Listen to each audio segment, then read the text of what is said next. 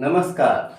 आज की प्रस्तुति है व्यक्तित्व विकास यानी कि पर्सनालिटी डेवलपमेंट। व्यक्तित्व विकास में मानव का संपूर्ण परिकलन छिपा है। यह एक दिन में नहीं गढ़ा जा सकता। मानव व्यक्तित्व परिमार्जन उसकी निरंतर विकास यात्रा का परिणाम है। स्वभाव की चंद विमाएं न तो इसका प्रतिनिधित्व कर सकती हैं, न स्वयं का आकलन सर्वश्रेष्ठ निर्णय हो सकता है। दुनिया दीर्घकाल में आपको बार बार परख कर आपके व्यक्तित्व पर दृढ़ विश्वास जमाती है। व्यक्तित्व को दिशा देने वाले पिताश्री के मुख से सुनी चंद पंक्तियां जेहन में आ रही हैं, जो याद आता है आपकी झोली में रखता हूं। आदमी वह है जो मुसीबत में परेशान न हो। आदमी वह है जो मुसीबत में परेशान न हो। कोई मुश्किल नहीं ऐसी है जो आसान न हो। कोई मुश्किल नहीं ऐसी है जो आसान न हो। यह है दुनिया, यहाँ दिन ढलते ही शाम आती है। यह है दुनिया, यहाँ दिन ढलते ही शाम आती है। सुबह हर रोज लेकर नया पैगाम आती है। सुबह हर रोज लेकर नया पैगाम आती है। यह हमेशा से है इस दौर और दुनिया का चलन। यह हमेशा से है इस दौर और दुनिया का चलन। चांद सूरज को भी लग जाता है एक रोज ग्रहण। जानी बूझी हुई बातों से अनजान न हो। आदमी वह है जो मुसीबत में परेशान न हो। आदमी वह है जो मुसीबत में परेशान न हो। और ऐसे ही व्यक्ति जो कि मुसीबत में परेशान नहीं होते, बल्कि अपनी परेशानी में भी दूसरे की परेशानी का निदान करने के बारे में सोचते हैं, उन्हीं के लिए कहा जाता है कि वह व्यक्तित्व के धनी हैं। आज जो कहने जा रहा हूँ वह बहुत सामान्य है और आपको लगेगा कि आपको पता था कि थोड़ा सा परिवर्तन जीवन का परिवर्तक बिंदु हो सकता है, टर्निंग पॉइंट हो सकता है। हम समझ सकते हैं बात किताबी नहीं है, बल्कि अनुभव के खजाने के कुछ विचार हैं। मुझे लगता है कि ये व्यक्तित्व को सही आयाम देने में अवश्य सक्षम होंगे। कौन से हैं विचार, उनको मैं एक हेड के तहत रखता हूँ। व्यक्तित्व विकास के 8 उपाय, 8 टिप्स ऑफ पर्सनालिटी डेवलपमेंट। मेरा विश्वास है कि यदि आप इन 8 बिंदुओं पर थोड़ा गहनता से चिंतन मनन करके और अनुपालन सुनिश्चित करेंगे तो निश्चित रूप से सफलता आपका कदम चूमेगी और आपका व्यक्तित्व एक विशिष्ट व्यक्तित्व कहलाएगा। सबसे पहला काम तो ये कीजिए कि स्वयं से प्यार कीजिए, लव योरसेल्फ। दूसरी बात, अपने वस्त्रों पर परिधान पर ध्यान दें। तीसरी बात, सदसंगति करें, गुड फेलोशिप। और चौथी बात, धैर्य व जोश का समागम हो, पेशेंस एंड पैशन। अद्यतन जानकारी, अप टू डेट रहें और अपडेटेड इन्फॉर्मेशन अपने पास रखें। संप्रेषण कौशल सीखें, ये बहुत ज़रूरी है। कम्युनिकेशन स्किल हमको आना चाहिए। मुस्कुराहट का सम्यक प्रयोग करें, यूज ऑफ स्माइल। और व्यापक दृष्टिकोण का अभ्युदय अगर आप में होता है तो निश्चित रूप से आप एक विशिष्ट व्यक्तित्व बन जाएंगे। तो सबसे पहले आइए पहले बिंदु पर बात करते हैं कि स्वयं से प्यार करें, लव योरसेल्फ। सृष्टि ने मानव के रूप में अद्भुत देन हमें दी है, साथ ही दिया है विचार विश्लेषण में सक्षम मानस। हम विचार सकते हैं कि यह शरीर वह आलम्ब है जो जीवन पर्यंत कर्म करेगा, अतः इसको व्यवस्थित रखना हमारा परम दायित्व है। प्राणायाम, व्यायाम, योगासन, मालिश आदि के द्वारा इसे दीर्घकाल तक सक्षम, सुडौल, सुंदर, आकर्षक रखा जा सकता है। और भगवान श्री कृष्ण ने तो अपने श्रीमुख से ही कहा गीता के 6 अध्याय के 17वें श्लोक में कि युक्त आहार विहार से युक्त चेष्ट से कर्मसु युक्त स्वप्नावबोध से योगो भवति दुख। यानी कि जो लोग आहार विहार जो करते हैं वो आवश्यक करते हैं और इसके बाद वह कर्म में चेष्टा करते हैं, जिनका सोना और जागना सही समय पर होता है, उनकी तो वह ईश्वर भी मदद करता है और निश्चित रूप से उनका व्यक्तित्व विशिष्ट हो जाता है।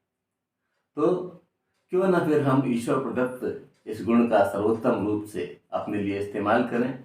स्वयं से प्यार के प्रतिफल में चुस्ती, फुर्ती, सक्षमता के रूप में आकर्षक व्यक्तित्व आपको प्राप्त होगा और हमारा ये प्रयास होना ही चाहिए।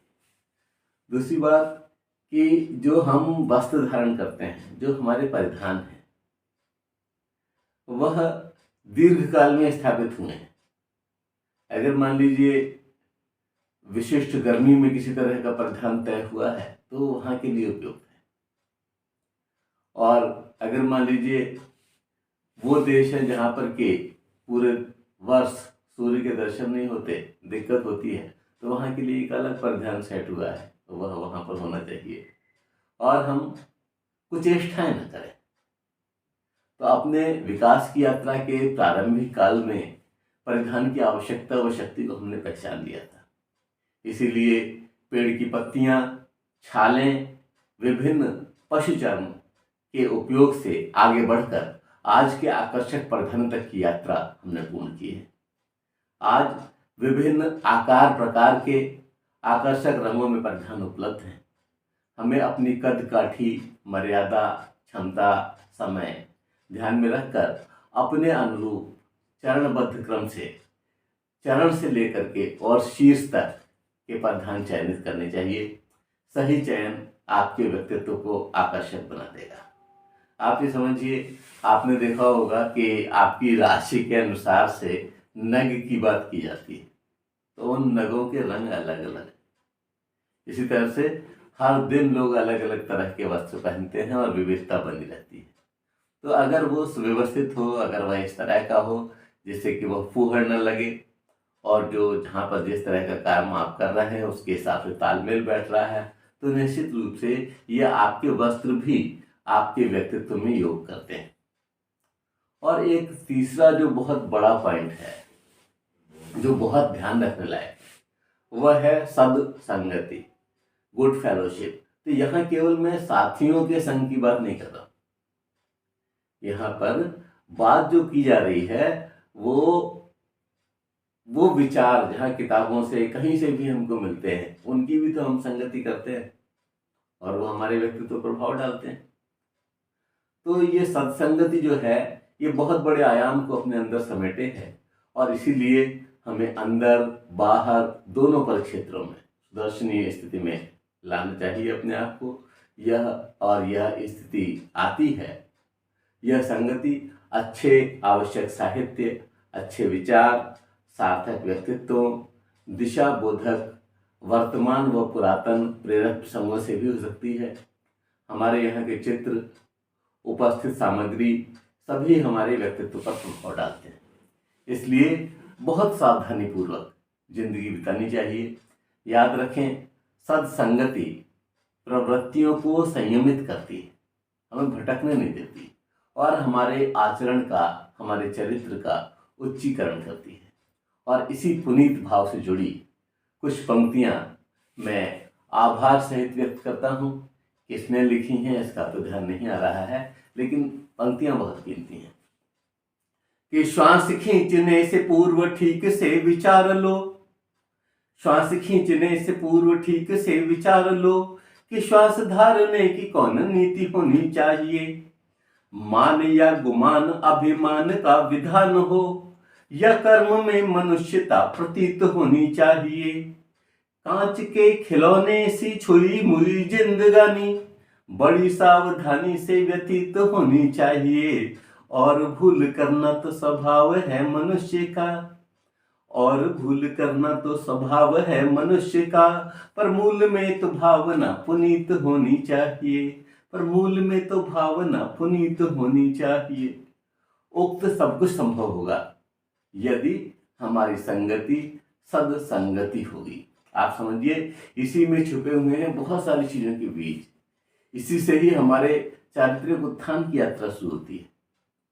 और एक संस्कृत श्लोक है कि व्रतम यत्नेन संरक्षेत वित्तम आयाति याति च, अक्षीणो वित्ततः क्षीणो व्रततस्तु हतो हतः। यानी कि चरित्र की यत्नपूर्वक रक्षा करनी चाहिए। और धन तो आता है और चला जाता है, और धन से क्षीण हुआ मनुष्य क्षीण नहीं होता, लेकिन अगर उसका चरित्र चला गया तो सब कुछ चला गया। इसलिए बहुत आवश्यक है कि हम अच्छी किताबों का साथ करें, अच्छी चीज़ें देखें और अच्छे साहित्य का अनुगमन करें, अच्छे लोगों के साथ रहें। तो ऐसी स्थिति में उनकी छाप हमारे ऊपर पड़नी स्वाभाविक ही है, और हमारे कर्म, हमारा व्यवहार उसके अनुरूप बदल जाएगा, जैसी कि आज की आवश्यकता है। और इससे हम हर क्षेत्र में परिवर्तित होंगे। एक और बिंदु है धैर्य व जोश का समागम। विनोबा भावे जी का एक लिखा हुआ चैप्टर आपने शायद पढ़ा होगा हाई स्कूल लेवल पर, चिर तारुण्य की साधना, है ना। तो ये पेशेंस एंड पैशन का जो संगम है ये होना चाहिए। और अगर हम जोश बनाए रखते हैं, अगर हम चिर तरुण बनने की ओर अग्रसर हैं, तो ऐसी स्थिति में मानिए कि आपका व्यक्तित्व तो प्रभावी होगा और उस पर कहीं कोई अंकुश लगा भी नहीं सकता। तो हम चिर तरुण बनने का प्रयास करें। उसके लिए ऊपर बताए गए सारे व्यायाम, नियम, प्राणायाम, एक्सरसाइज वगैरह करें। याद रखें, हमारे दो प्रमुख शत्रु आलस्य और अधैर्य हमें चतुरतापूर्वक गिरफ्त में ले लेते हैं, और अच्छा खासा व्यक्तित्व बेचारे की श्रेणी में जाकर के खड़ा हो जाता है। होश के साथ जोश हो तो सोने पर सुहागा है, वरना यही कहोगे कि वो तो अभागा है। इसलिए होश के साथ हमें जोश बनाए रखना है। असल में धैर्य वह आलम है जो हमको यथोचित व्यवहार सिखाता है, और हम सफलता की सीढ़ियाँ अपने सही निर्णय के आधार पर चढ़ते जाते हैं। याद रखें, धैर्य व जोश का समागम वह कार्य करा जाता है जिसका अनुकरण करने को दुनिया विवश होती है। आभार सहित लेता हूँ पंक्तियाँ जिनमें क्या खूब कहा गया है कि है वही सूरमा इस जग में, है वही सूरमा इस जग में जो अपनी राह बनाता है वही सूरमा इस जग में जो अपनी राह बनाता है। कोई चलता पद चिन्हों पर, कोई पद चिन्ह बनाता है। कोई चलता पद चिन्हों पर, कोई पद चिन्ह बनाता है। तो हमें वो पद चिन्ह बनाने वाला बनना है, जिससे कि हम अपनी राह बता सकें कि किस तरह से प्रगति का हमवार हुआ जाता है। पंक्तियां बहुत सुंदर है कि है वही सूरमा इस जग में जो अपनी राह बताता है, कोई चलता पद चिन्हों पर, कोई पद चिन्ह बनाता है। मुझे लगता है कि यदि व्यक्तित्व गढ़ना है तो पद चिन्ह बनाने की अपनी सक्षमता को हमें साबित करना ही होगा। और अगर हम ऐसा कर पाते हैं तो निश्चित रूप से व्यक्तित्व सुदर्शन हो जाएगा, व्यक्तित्व विशिष्ट हो जाएगा। असल में जो कुछ भी हमारे चेहरे पर होता है वह हमारे मन का प्रतिबिंब होता है, हमारे विचारों का प्रतिबिंब होता है।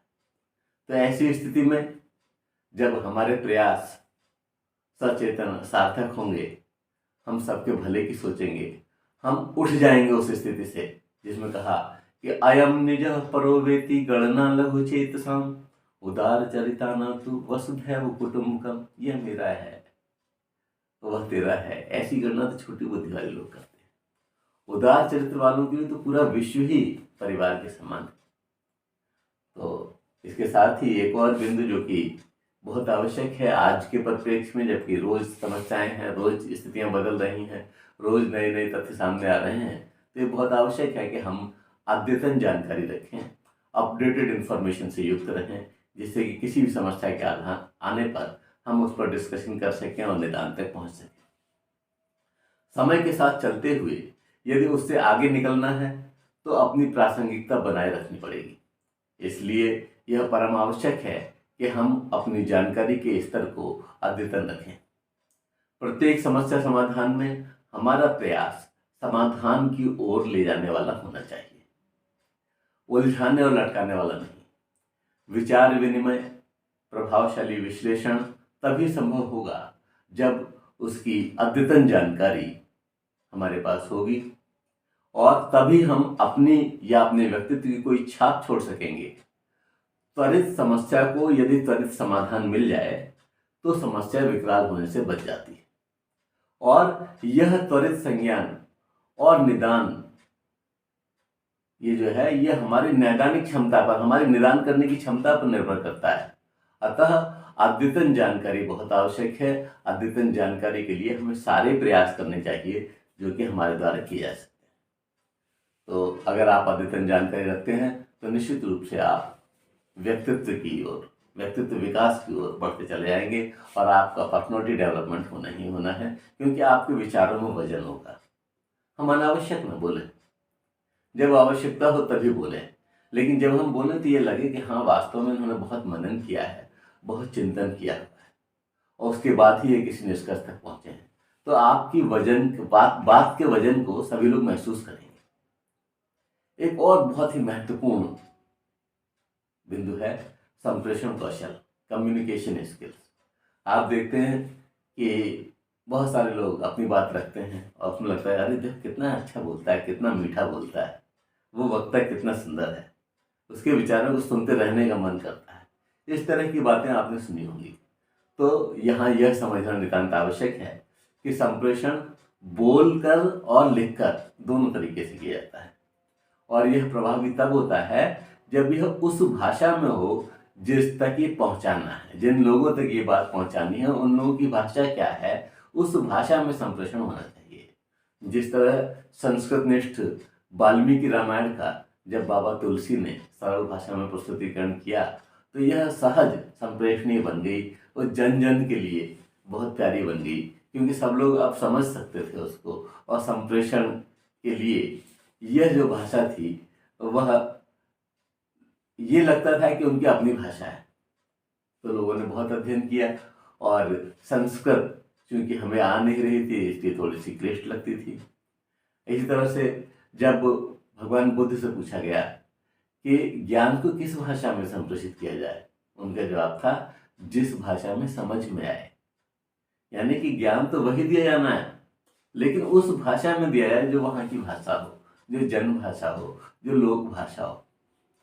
संप्रेषण की कला जादू सा प्रभाव रखती है और इसमें निपुण जादुई व्यक्तित्व वाला स्वीकार किया जाता है। इन शब्दों को और जो उनके व्यवहार को जो आकलन है वह संपूर्ण ही तो प्रभाव डालता है। तो शब्दों को कहने के अंदाज से बहुत बड़ी जनसंख्या को प्रभावित किया जा सकता है। और आप इसका उदाहरण देखते हैं, शास्त्री जी, इंदिरा जी, विनोबा जी, विवेकानंद जी, आप देखिए वहाँ पर शिकागो में कितना गहरा और दीर्घकालिक प्रभाव डाला और हिंदुस्तान की छाप बन गई। और वर्तमान में जो हमारे मोदी जी वह भी इस श्रेणी में ही हैं। एक ही कथा अलग अलग श्रीमुख से सुनने पर अलग अलग प्रभाव छोड़ती है। इसीलिए कहा जाता है कि सफल वक्ता सफल व्यक्तित्व। मेरा कहना है कि प्रेम और सद्भाव का झरना तब झरझर बहता जाता, प्रेम और सद्भाव का झरना तब झरझर बहता जाता यदि तथ्य निरूपण में हमको संप्रेषण कौशल आ जाता, यदि तथ्य निरूपण में हमको संप्रेषण कौशल आ जाता। तो आप समझिए कि अगर हम संप्रेषण कौशल के धनी होंगे, हमको उचित समय पर उचित ढंग से संप्रेषण करने की कला आ रही होगी, तो वह एक अलग ही छाप छोड़ेगी। और आप ये समझिए कई बार तो हम लोगों के मुख से शब्द नहीं फूटते, क्योंकि भावनाओं का तीव्र उबाल होता है, तीव्र प्रवाह होता है। तो ऐसी स्थिति में भी जब शब्दों को सांचे में ढाल करके निकाला जाएगा और वह दूसरे के अंतर मन को छुएगा, तो आप समझिए कि आपके संप्रेषण कौशल की धाक जम जाएगी। और यह एक दिन के प्रयास से नहीं आएगा, ये निरंतर के प्रयास से आएगा और निरंतर के अनुभव से इस ज्ञान में बढ़ोतरी होगी। आपको सब कुछ आ रहा है, आपके बराबर ही दूसरे ने पढ़ा हुआ है, लेकिन जिसका संप्रेषण कौशल अच्छा है वह ज्यादा प्रभावशाली सिद्ध होगा। इसलिए संप्रेषण कौशल पर हमारा ध्यान मुख्य रूप से आकर्षित होना चाहिए और हमें इसमें सुधार के निरंतर प्रयास करने चाहिए। अब एक और बात है कि मुस्कुराहट का सम्यक प्रयोग, चेहरे पर निर्भय मुस्कान खेल रही हो, और हम बड़ी बड़ी समस्याओं का समाधान कर सकते हैं, सहज रूप से कर सकते हैं, अगर यह सहज मुस्कान हमारे साथ जुड़ जाए, हमारे व्यक्तित्व का अंग हो जाए। कुछ लोग आपने देखा हो कि वो हर जगह मुंह लटकाए रहते हैं, दुखी ही रहते हैं चाहे कैसी भी बात। तो वो उन्होंने अपने व्यक्तित्व का अंग बना लिया है। हमें चाहिए कि हमारा कार्य का दायरा बड़ा है, हम विश्व बंधुत्व की भावना को लेकर के चल रहे हैं। तो ऐसी स्थिति में जिन लोगों ने विश्व सरकार की कल्पना की है, सोचिए उनके मानस पर, उनके मस्तिष्क पर कितना दबाव रहा होगा, लेकिन फिर भी उन्होंने सोचा कि हाँ कभी ऐसा हो सकता है, और विश्व सरकार की कल्पना है। तो मैं कहता हूं कि मुस्कुराहट जो है वो कई प्रश्नों का जवाब है। इससे कई चिंताओं को हवा में उड़ा देने की ताकत मिल जाती है। यदि आपके पास बच्चों सी निस्वार्थ मुस्कान है तो समझिए आप सौभाग्यशाली हैं। मुस्कुराहट इसलिए नहीं होती कि जिंदगी में खुशियां बहुत हैं, बल्कि यह इसलिए होती है कि जिंदगी में हार न मानने का जज्बा अधिक है। अटल बिहारी वाजपेयी की पंक्तियां, हार नहीं मानूंगा, रार नहीं ठानूंगा, तो आप समझिए वो प्रभावशाली हैं, क्योंकि हार न मानने का जज्बा बहुत जरूरी है।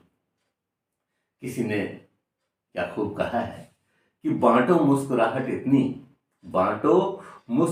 इतनी कि किसी आंख में पानी न हो। बांटो मुस्कुराहट इतनी कि किसी आंख में पानी न हो। जियो जिंदगी जिंदा दिली से, जीत कभी बेईमानी ना हो। जियो जिंदगी जिंदा दिली से, जीत कभी बेईमानी ना हो। विषम स्थिति में आपकी मुस्कुराहट आपके बहुत से गुणों की अभिव्यक्ति करती है। याद रखिए, रोते हुए उतने समाधान नहीं मिलते जितने सहज मुस्कान के साथ मिलते हैं। आपकी मुस्कुराहट आपके व्यक्तित्व में गजब का इजाफा करती है। आपका व्यक्तित्व खुशनुमा व्यक्तित्व कहलाता है। दूरदर्शन पर रामायण में जो राम का चरित्र दिखाया गया था, जैसे अरुण गोविल जी ने अभिनीत किया था, और इसी तरह से महाभारत में जो श्री कृष्ण का चरित्र दर्शाया गया था, उनकी मुस्कुराहट से भला बताइए कौन प्रभावित ना हुआ होगा। इतने सारे संवादों में उनकी मुस्कुराहट उसी तरह से बनी रही है। और आप ये समझिए कि ये तो अभिनय था। जब अभिनय इतना प्रभावी हो सकता है तो जो वास्तविक सत्य है वह कितना प्रभावी होगा। इसलिए आवश्यकता है कि हम जो है इस मुस्कुराहट को अपने इस शरीर के साथ में ऐसे जोड़ लें जिससे कि इसको पृथक नहीं किया जा सके। कैसी भी विषम स्थिति हो, कैसी भी दुखदायी स्थिति हो, हम उसमें संयम नहीं खोएंगे और एक सहज मुस्कान हमारे चेहरे पर खेलती रहेगी, और उसके साथ ही हम समस्याओं का निदान करेंगे। एक और बिंदु बहुत ही महत्वपूर्ण है, वह है व्यापक दृष्टिकोण अभ्युदय, कॉम्प्रिहेंसिव आउटलुक। और इसमें अभी जो थोड़ी देर पहले मैंने जो पंक्तियां कही थी बहुत महत्वपूर्ण है। जब हम विश्व सरकार की बात करते हैं, विश्व बंधुत्व की बात करते हैं, तो हमारे दिमाग में सहज ही आता है कि वह व्यक्तित्व ज्यादा प्रभावी होता है जो जितने बड़े क्षेत्र के उत्थान में योग देता है और जो केवल अपने लिए नहीं जीता। वो जो संस्कृत श्लोक मैंने अभी आपके समक्ष रखा था, उसमें वही बात आई थी कि अयम निजः परोवेति गणना लघु चेतसा उदार चरिताना तो वसुधैव कुटुम्बकम। पूरा वसुधा ही उनका परिवार है। जो दूसरे के दुख में दुखी हो जाए, करुणा पैदा हो जाए और मदद करने के लिए हाथ तुरंत उठ जाए, तो निश्चित रूप से वह व्यक्तित्व की विशेषता ही है। तुलसीदास जी ने लिखा कि पर पीड़ा सम नहीं अधमाई, दूसरे को दुख देने से बड़ा अधर्म कोई नहीं। तो ऐसी स्थिति में हम ये देखें कि अगर कभी दुखी है मानवता, कभी मानवता कराह रही है, तो हमें वहां पर अपनी क्षमता भर सहयोग तो करना ही चाहिए।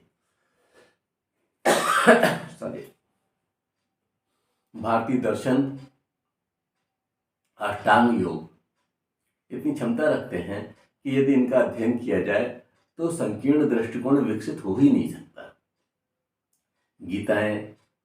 गीताएं मैं इसलिए कह रहा हूँ कि श्रीमद् भगवद गीता है, अष्टावक्र गीता है, और विभिन्न गीताओं में विशिष्ट निर्देश हैं। आप समझिए अगर केवल इन दो गीताओं की बात की जाए तो एक में भगवान श्री कृष्ण सामान्य व्यक्ति को समझा रहे हैं, अर्जुन को समझा रहे हैं, दूसरी ओर जनक का और अष्टावक्र का संवाद है। तो वहाँ पर भी एक तरह से बहुत सारे नीति वचन हैं, बहुत सारी चीज़ें हैं जिन्हें कि हम सीख सकते हैं। तो गीताएं, वेद, पुराण सभी इसी क्रम में आते हैं, इसलिए यथासंभव इनका अध्ययन किया जाए और लोग आपके व्यक्तित्व के कायल हो जाएंगे। हमने असल में अपने सारे इन ग्रंथों को त्याग रखा है। वेदों का अध्ययन तो बहुत कम लोगों ने किया है। तो जब आप उसमें देखेंगे कि कितनी शालीनता है, कितनी विनम्रता है कि अगर मान लीजिए हम किसी पत्ती को भी ले रहे हैं तो हम उस वृक्ष से कृतज्ञता ज्ञापित कर रहे हैं। जिस सिल पर हम उसको पीस रहे हैं तो हम उसके प्रति भी कृतज्ञता ज्ञापित कर रहे हैं। तो हमारे अंदर वो सहज विनम्रता और सहज रूप से वो गुण शामिल हो जाएंगे उनके अध्ययन मात्र से, जिनकी कि हम ऐसी कल्पना भी नहीं कर सकते। हम भले ही कह दें बिना पढ़े हुए किसी पर आक्षेप लगा दें कि उसमें कुछ नहीं है, लेकिन जब तक हम पढ़ेंगे नहीं तब तक हम कैसे इस तरह की बात कर सकते।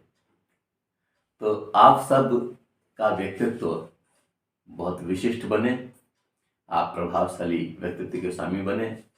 एक बार पुनः इन 8 बिंदुओं की ओर आपको ले चलता हूँ। जो 8 बिंदु मैंने यहाँ पर समाहित किए थे, उसमें पहले स्वयं से प्यार करना सुनिश्चित करें, अपने परिधान पर भी ध्यान दें। आप समझिए कि बालों का स्टाइल और हमारी आँखें, हमारा चेहरा, सब कुछ संप्रेषण में योग देता है। साथ ही हमारे परिधान भी, उन्हीं परिधानों को अच्छी तरह पहना जा सकता है और उन्हीं को ही गलत तरीके से पहना जा सकता है। तो उस पर हमें ध्यान देना है। सद संगति, हमें किसी ऐसे उसके साथ में रहना ही नहीं है जिसका कि कुप्रभाव हो, और हम कोशिश करेंगे कि सज्जनों का साथ, क्योंकि उसका स्वभाव कैसा होता है कि सारे सारे को गह रहे और थोथा दे उड़ाए। दूसरी बात कि धैर्य व जोश का हम समागम रखेंगे। इतने अधिक जोश में नहीं आ जाएंगे कि बिना सोचे विचारे कोई कृत्य हमसे संपन्न हो जाए। निरंतर अद्यतन जानकारी रखेंगे, अप टू डेट इंफॉर्मेशन रखेंगे और उस ज्ञान का हम इस्तेमाल करेंगे। अच्छे संप्रेषण कौशल के लिए हम जीवन भर कार्य करते रहेंगे। ये जीवन बहुत छोटा है और हमें नित्य प्रति इस दिशा में कार्य करने की आवश्यकता है। मुस्कुराहट का सम्यक प्रयोग हमारे माध्यम से होगा और जो व्यापक चिंतन है, व्यापक दृष्टिकोण है, उसके अभ्युदय के लिए हम हमेशा काम करते रहेंगे। आपने बहुत ध्यान से इसको सुना, आपका बहुत बहुत धन्यवाद, कृतज्ञता युक्त आभार। जय हिंद, जय भारत।